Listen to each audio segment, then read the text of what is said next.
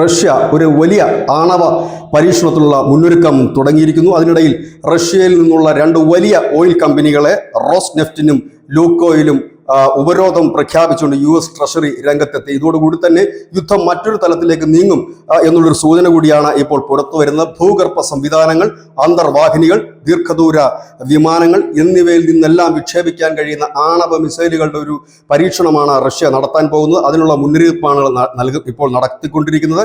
ഇതിനിടയിൽ ബാൾട്ടിക് കടലിന് മുകളിലൂടെ Tu-22M3 സ്ട്രാറ്റജിക് ബോംബറുകൾ പറത്തിയതായും വിവരമുണ്ട്. ഏതായാലും പുടിൻ ആണവായുധങ്ങൾ തന്നെ കളത്തിലിറക്കാൻ ഉള്ള ഒരു വലിയ പദ്ധതിയുമായി മുൻപോട്ട് പോകുന്നു.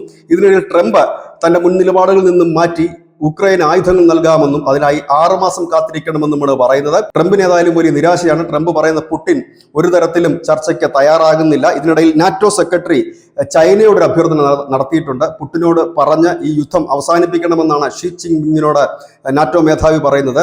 ഈ ഷീ ജിൻ പിങ്ങും ഒപ്പം തന്നെ ഡൊണാൾഡ് ട്രംപും ദക്ഷിണ കൊറിയയിൽ വെച്ചൊരു കൂടിക്കാഴ്ച നടത്താൻ സാധ്യതയുണ്ട്. അതിന് മുന്നോടിയായിട്ട് കൂടി ഈ പ്രസ്താവനയെ കാണാൻ കഴിയും. ഏതായാലും യുദ്ധം പുതിയ തലത്തിലേക്ക് മാറുകയാണ്. News desk news India Malayalam.